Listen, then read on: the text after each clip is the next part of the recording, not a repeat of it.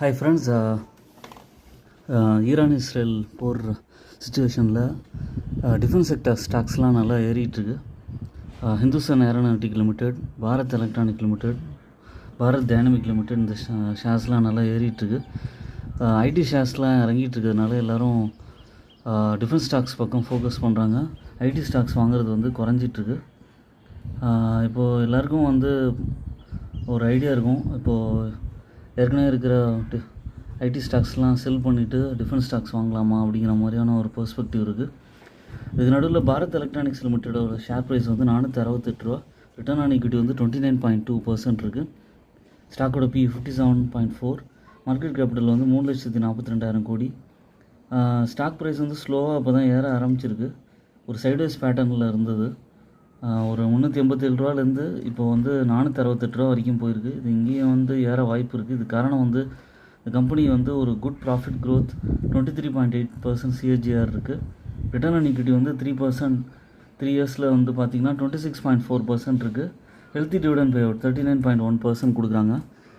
Long டேர்முக்கு ஏற்ற stock. உங்களுக்கு வந்து சேல்ஸ் வந்து 4,000 கோடியிலேருந்து 7,000 கோடி பக்கம் இன்க்ரீஸ் ஆகிருக்கு. நெட் ப்ராஃபிட் வந்து 600 கோடியிலேருந்து டபுள் ஆகி 1,500 கோடி பக்கம் இன்க்ரீஸ் ஆகிருக்கு. இவங்களுக்கு நிறைய ஆர்டர்ஸ் இருக்குது. அதனால் வந்து இந்த ப்ரைஸ்லேருந்து இன்னும் ஏற வாய்ப்பு இருக்குது. அதில் அப்போலோ மைக்ரோ சிஸ்டம் ஷேரோட ப்ரைஸ் வந்து கொஞ்சம் ஏற்றம் கொடுத்துருக்கு. அதுக்கப்புறம் GRSC இந்த ஷேரும் நல்லா ஏற்றம் கொடுத்துருக்கு. டிஃபென்ஸ் செக்டர் ஸ்டாக்ஸில் உங்களால் முடிஞ்ச குவான்டிட்டிஸ் வந்து அக்யூமுலேட் பண்ணலாம். மெயினாக வந்து Bharat electronics, Hindustan aeronautic limited, BDL இந்த மாதிரியான ஷேர்ஸ்லாம் வந்து நல்ல ஸ்டாக்ஸு. லாங் டேர்ம் பெர்ஸ்பெக்டிவ்லையும் கன்சிடர் பண்ணலாம். இந்த மாதிரி போர் சுச்சுவேஷன்ஸ் அப்போ கண்டிப்பாக வந்து ஒரு ஏற்றங்களை கொடுக்க ஆரம்பிக்கும். பாரத் டைனமிக் வந்து ஒரு 1,985 ரூபா அந்த ரேஞ்சிலேருந்து நல்ல இறக்கம் கொடுத்து 1,280 ரூபா அது வரைக்கும் வந்துட்டு இப்போ 1,357 ரூபா வந்திருக்கு. 1-2 குவான்டிட்டிஸ் வாங்கி ஆட் பண்ணிட்டு வரலாம். ரிவர்ஸில் எடுக்கும்போது ஒரு நல்ல ஏற்றம் கிடைக்கும்.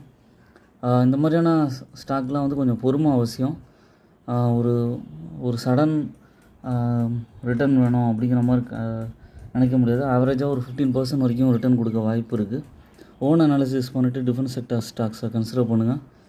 என்னோடய சேனலை சப்ஸ்கிரைப் பண்ணுங்கள், லைக் பண்ணுங்கள், எல்லா வீடியோஸும் பாருங்கள்.